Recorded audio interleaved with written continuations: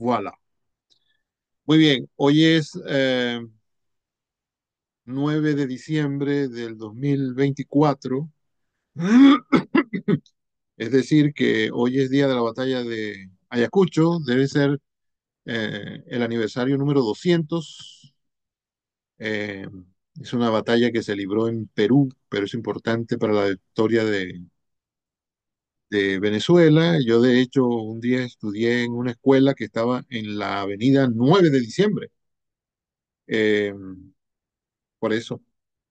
Ajá, aquí nos confirma nuestro sabio amigo ah, Montilla, que sí, que es el bicentenario. Claro, es eh, 3 años después o casi 3 años después de la independencia de Perú. Bueno, chicos, que es importante para la historia de Venezuela, en primer lugar, porque la mayoría de los soldados de ese ejército que ganó esa batalla eran venezolanos, aunque había de todas partes, incluyendo españoles. Y los generales eran Simón Bolívar y Antonio José de Sucre. Entonces, hoy nos toca hablar ah, del teatro barroco, que como dice la profesora Machuca en el video de esta semana, es un salto mortal con respecto al tema de la semana pasada, que era el teatro en la antigüedad, ¿no? En la semana pasada estábamos hablando de Aristófanes y de Edipo y de esta gente de los griegos, y resulta que ahora ya estamos en el siglo XVII, o sea, como 18 o 19 siglos más tarde. Eso no es un salto mortal, sino que es un salto imposible, eso no es un salto, es un viaje con máquina del tiempo y todo. Entonces tenía yo la esperanza, todavía la tengo, de que ustedes hayan revisado algo de eso. ¿Alguien se puso en eso en estos días?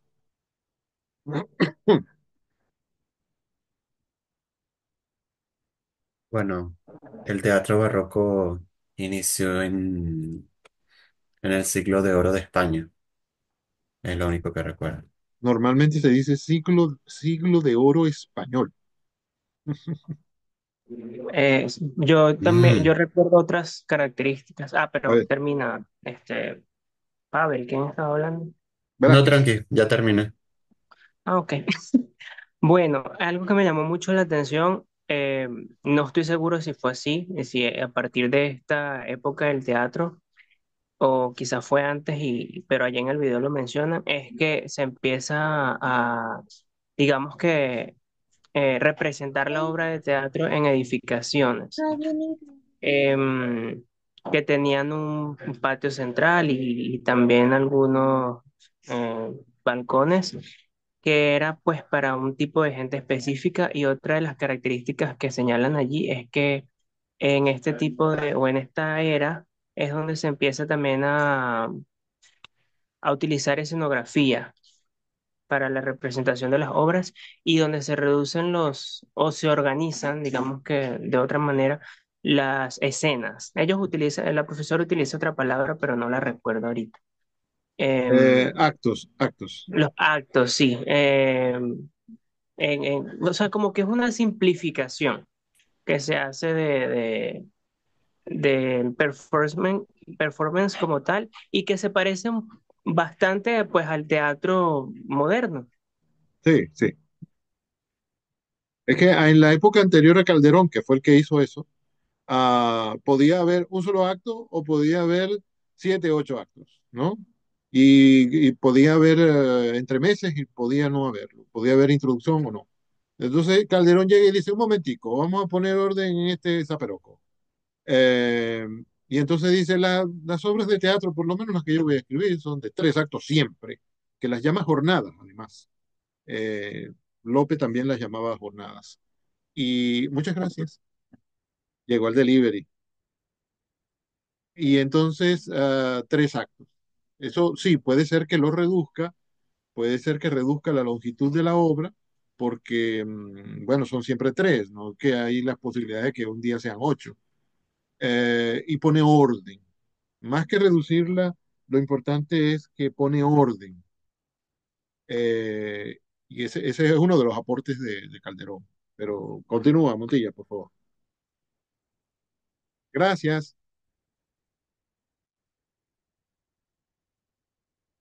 Pues eso, profe, es lo que Ah, logré, como que sí, muy bien, o sea, fantástico. sí vi todo, pero esto fue como lo que me quedó más, a lo que le presté mayor atención, porque pues yo una vez de teatro, ¿no? Y dije, ah, bueno, fue entonces a partir de este momento que empezó a organizarse de esta manera. Sí, sí. Bien. Eh, Antes se Ahora, parecía un algo poquito, que pero... Ajá, perdón. sí, me llama la atención porque me parece, no sé si estoy equivocado, pero la profesora dice allí en el video que una obra de teatro podía durar incluso días Sí. y era como presentada en, bueno, los diferentes actos en diferentes días.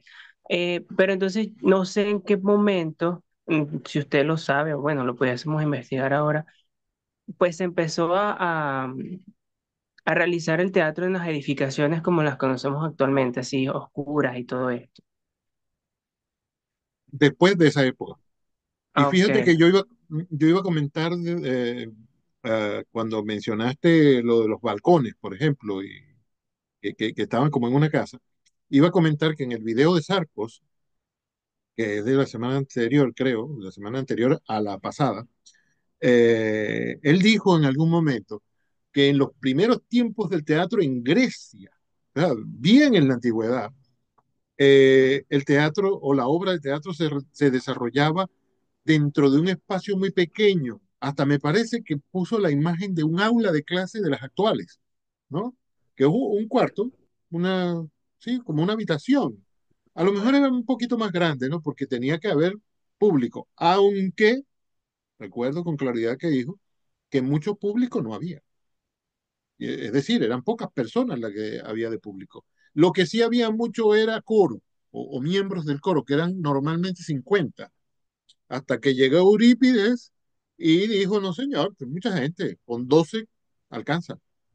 Y de ahí en adelante fue 12, ¿no? Y entonces, claro, había alguito de espacio para que el único actor que tenía, eh, bueno, presentara la obra, ¿no? Que tampoco era muy extensa. Me acordé de eso porque el dibujo que puso Machuca en el video, en este video del que estamos hablando, era como una casa de las normales españolas, ¿no? Que todavía deben hacerlas así en España en la actualidad, pero que las casas que son así, que nosotros conocemos, son casas antiguas que hay en Caracas y en otros lugares de Venezuela, y seguramente en muchos lugares, aunque uno crea que son pocos, que son un jardín que está en el centro de la casa, que normalmente son bellísimos, y las habitaciones, la cocina, el comedor y esto y todo lo demás está alrededor del jardín. Y si hay segundo piso, bueno, también está alrededor. Ah, yo creo que es frecuente que haya segundo piso. Ese dibujo, que no era una foto, ese dibujo que puso Machuca, es la casa típica que hacían los españoles, que yo creo que todavía la hacen, pero que en América la hacían cuando estaba la colonia y fíjense, eso también servía de teatro. ¿Dónde más iban a presentar la obra sino en una casa? Porque no existía todavía esas instalaciones que hoy en día llamamos teatros. Se comenzaron a construir a partir del siglo de oro en que el teatro fue una cosa que como se propagaron como hongo, ¿no? Eh, y entonces empezó a hacer negocio, empezó a parecerle a alguna gente eh, posible y rentable construir edificios solamente para que los artistas se presentaran e hicieran, bueno, entretuvieran a la gente. Ahora con esto me estoy confundiendo y le estoy poniendo el azúcar al jugo de lechosa. Dime, Montilla. Ajá, profe, otra de las características también que recuerdo es que ella habla, digamos que de la importancia lingüística que tuvo el teatro en pues en esa época, porque aquí el lenguaje se adaptaba al personaje. O sea, pienso que ya, digamos que se dejó, porque recordemos que en momentos anteriores a este, el teatro, digamos que se realizaba únicamente leyendo el texto, no había demasiada representación.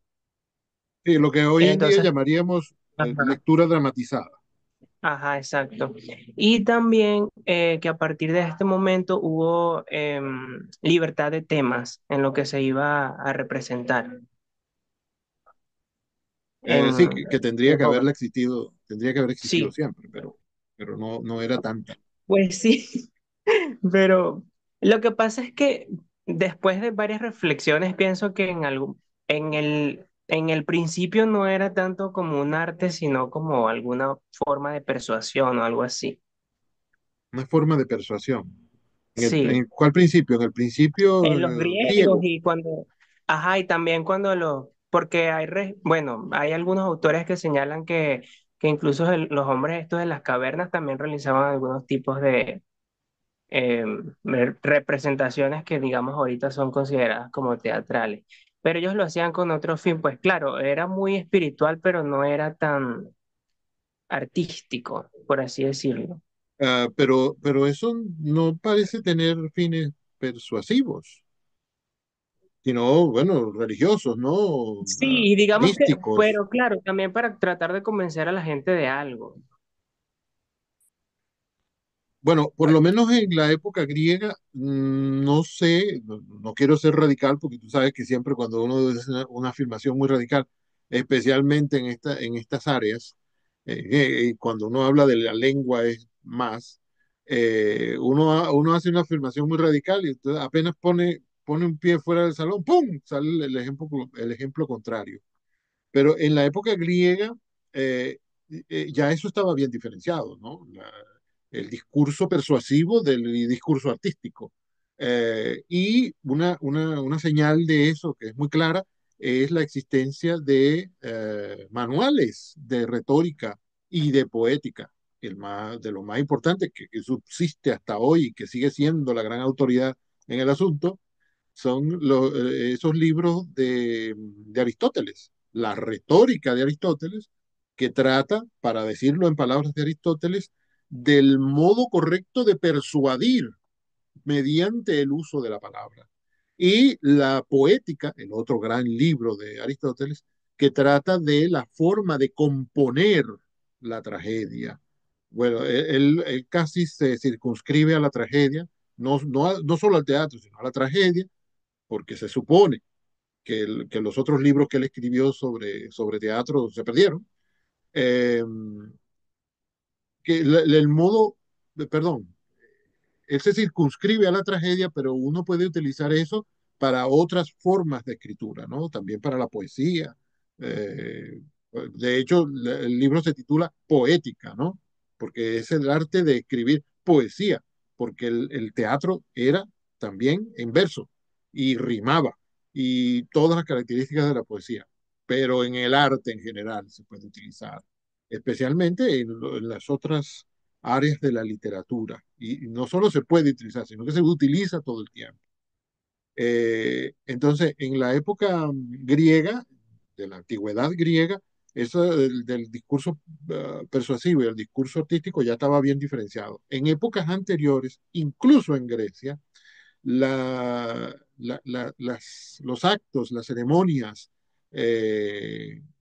sí, las ceremonias que se hacían de tipo religioso, siempre tenían una especie de actuación de las personas que participaban, y no solo los sacerdotes, si es que los podemos llamar así, es la palabra que utilizaríamos hoy, no solo los oficiantes, sino la gente, el pueblo que iba al acto, que iba a la ceremonia, los creyentes, digamos, ¿no? Hoy también los llamaríamos creyentes. Y si se acuerdan del video bueno, el video no, el audio de Cabrujas, hablando del concepto de teatro y del origen del teatro, dice claramente que todo acto religioso, incluso de la actualidad, tiene elementos teatrales, ¿no? De actuación. Y cuando yo oigo a Cabrujas decir eso, que lo oigo todos los años ahora, siempre me acuerdo de una misa, En una misa, en cierta forma, hay una actuación. El sacerdote siempre hace ciertas cosas, ¿no? Y mueve los brazos y no sé, y se sienta, se levanta, ¿no? Y cuando está dando el sermón, la homilía, está también haciendo una actuación. Y, y la gente se sienta, se levanta, camina para allá, viene para acá, etcétera. Ahí hay como una coreografía. Ah, mira, esa palabra me parece que cubre todo. Hay como una especie de coreografía, cada quien sabe lo que tiene que hacer, ¿no? Y la gente que ayuda al sacerdote también tiene que hacer tales y cuales cosas en tal minuto, en tal parte de la misa, y bueno, y otros actos religiosos también son así.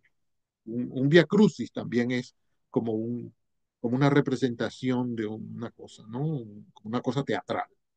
Eh, y otros actos, religiosos o no, de la actualidad también tienen ese tinte que uno dice, oye, es como que estuvieran actuando, ¿no? Porque cuando están fuera de esto no están haciendo eso, no lo hacen por otras razones, lo hacen cuando están aquí en este escenario. Eh, Al principio del teatro en Grecia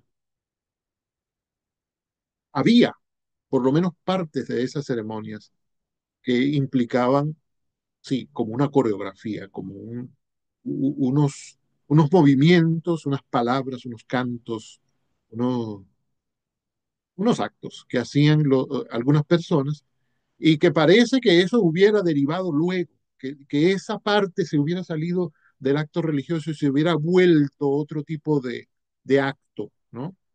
Este momento en que apareció un actor, que ahora lo llamaríamos actor, que se disfrazó de no sé qué cosa e irrumpió en una escena, en un círculo donde estaba la gente mirando y empezó a hacer cosas y a decir cosas. Y de ahí para adelante tenemos teatro, ¿no?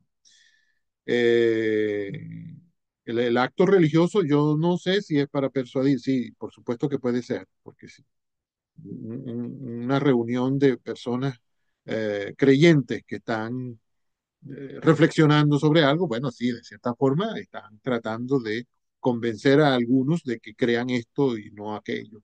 Y si están otros por ahí que no se han unido al público, perdón, que no se han unido al grupo y escuchan esto, quizás sí también queden convencidos de que deberían unirse. Eh, pero no sé si el acto religioso en Grecia, que además tenía una religión así como muy eh, flexible, si las comparamos con las que conocemos nosotros de este lado del mundo, no sé si se utilizaba el acto religioso, la ceremonia religiosa con ese fin. O sea, no me imagino a los griegos teniendo, por ejemplo, que evangelizar, es una palabra griega. Porque, bueno, en la época cristiana sí, el cristiano evangeliza, predica, pero la religión de los griegos era una religión en la que uno nacía, no es que había que convertirlo a uno, ¿no? El que nacía en una familia griega, bueno, era de la religión helénica, de la religión, no sé cómo se llama, bueno, se llama religión helénica. Lo que pasa, perdón, dije que no sabía cómo se llamaba porque la estaba confundiendo con paganismo, que aunque la palabra suene diferente, es una corriente religiosa. Mm. Hidalgo se cansó de esperar que le diera la palabra, perdóname, Hidalgo. Es que dijiste, es que hablaste de algo que ya me respondía a la pregunta Ah, o algo que iba a mencionar, que también está que, al menos como me enseñaron historia del arte a mí, que básicamente el arte pasó de ser algo que era puramente gubernamental o hecho para promover los valores de de el gobierno y de la vida que ellos de la esperaban sociedad. de la sociedad, ¿No? más o menos en el Renacimiento, es que se empieza a ver la idea del arte como expresión del autor de algo que quiere mostrar al mundo. Y yo cuando estaba hablando del teatro, cuando vi el video del teatro, el teatro barroco, este, Me daba la impresión que el teatro barroco fue lo que fue el renacimiento para la pintura. El teatro barroco fue básicamente eso para el teatro, ¿no? No había oído esa idea, pero suena muy razonable, sí, parece que fuera así, sí, sí. Ciertamente, el teatro barroco fue una cosa, un disparo, así, una expansión rapidísima y enorme. Sí, y en general, todo aquello que tuviera que ver con la literatura en España fue así, ¿no? Porque proliferaban los escritores, los poetas, los dramaturgos, ¿no? Era una cosa tremenda. Y uno piensa en los más grandes. Por ejemplo, Cervantes. Y uno dice, ah, mira, Cervantes es la gran figura. Pero fíjate lo que dice Cervantes de Lope de Vega. Pero que cuando Cervantes regresó de la guerra con una mano menos o sin movimiento en una de las dos manos, que no se sabe con certeza cuál era, y no se sabe con certeza si era que perdió la mano o que perdió el movimiento de la mano. eh, Cuando regresó de la guerra, entonces quiso hacer una carrera en el teatro, ¿no? Y entonces iba al teatro y no solo iba como público, sino que iba también como dramaturgo, ¿no? Como actor incluso. Como actor no mucho, pero sí, también actuaba. Y entonces, bueno, escribía obras, no eran muy significativas, han pasado la historia, pero son obras menores. Eh, y estaba comenzando, ¿no? Como a avanzar en ese mundo, en ese terreno. Y él mismo dice, el propio Cervantes escribe en el prólogo de alguna obra, ya no recuerdo cuál, que él estaba, bueno, caminando en ese terreno, pero, comillas, apareció aquel monstruo de la naturaleza que era Lope de Vega.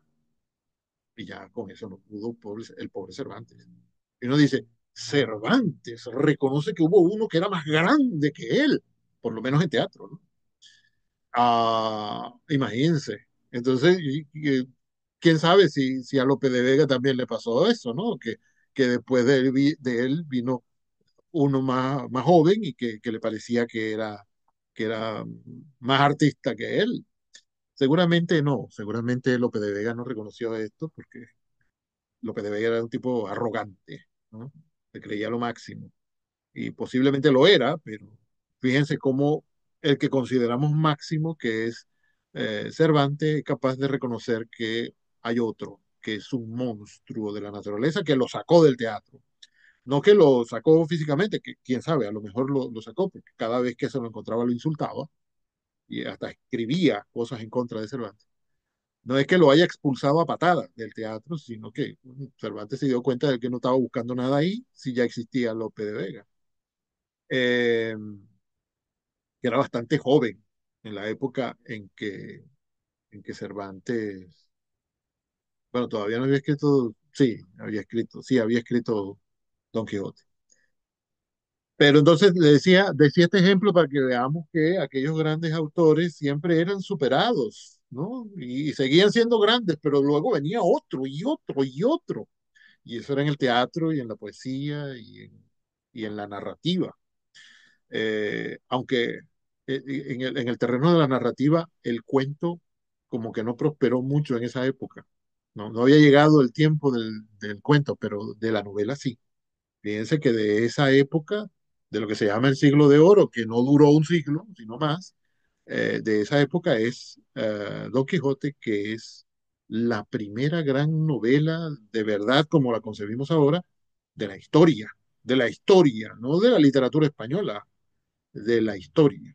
A partir de Don Quijote se empiezan a escribir las novelas como las conocemos ahora, que es la forma que hemos encontrado. Miren cómo yo me estoy echando flores con unos méritos ajenos. Es la forma más propia de la novela que hemos encontrado hasta ahora en la literatura. Y eso comenzó con Cervantes, que es miembro de ese grupo de monstruos de la naturaleza, como él dice, de Lope. A ver, ¿qué más me cuentan?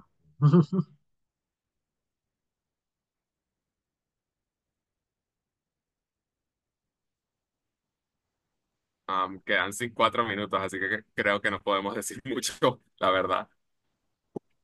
Eh, Vi la obra que mandó, ya se me olvidó el nombre, Dios mío, pero Calderón, Calderón.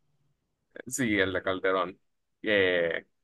La vi y me pareció muy interesante porque también está que me llamó la atención el enfoque filosófico que tuvo y me acordó un poco del cómo vi descrito al teatro griego como una serie de monólogos en sí, y entonces me puse a pensar un poco en eso cuando lo vi, que incluso con los cambios que dan, algunas cosas no cambian, Ah, sí, sí, ¿no? sí, ciertamente. Además también está el hecho de que cada vez que aparece un movimiento nuevo, una época nueva, una visión nueva del arte, del teatro, de la literatura, e incluso una visión nueva de la vida, ah, cada vez que aparece uno nuevo, eso va tomando elementos de aquí y de allá, ¿no? No nos gusta cómo lo hacía la generación anterior, pero la generación de hace 27 generaciones, ay, mira, eso tiene algo que me encanta, esto lo voy a incorporar. Y casi es imprevisible, ¿no? Que uno vea, me estoy poniendo en esas épocas antiguas, ¿no? Uno ve que aparece un grupo de muchachos jovencitos que son artistas y que quieren hacer las cosas nuevas, entonces dicen, ay, no me gusta cómo lo hacen los escritores, los artistas, los actores, los escultores actuales, los que ya están consagrados, pero me gusta cómo lo hacía fulano de tal. Y entonces los viejos se dicen, ah, mira, los que nosotros rechazábamos, ¡ah! Los que nosotros rechazábamos cuando éramos jóvenes. Y ahora los jovencitos de ahora lo quieren rescatar. Y ha pasado toda la vida, todo en la historia. Me estoy acordando del caso hablamos de eso aquí, cuando hablamos de Gervasi, el movimiento de la generación del 28, de la revista Viernes, etcétera. Ah, Gervasis comienza su gran poema, que es Mi padre el inmigrante, diciendo, venimos de la noche y hacia la noche vamos. Así comienza el poema y eso es ha sido un tema infinito en la historia de la literatura venezolana. Y años más tarde, con el grupo Tráfico, en los años 80, ¿no? Aparece el grupo Tráfico, que son unos muchachos, ¿no? Que ahora tienen 60, 70 años de edad y bueno, y son los poetas actuales.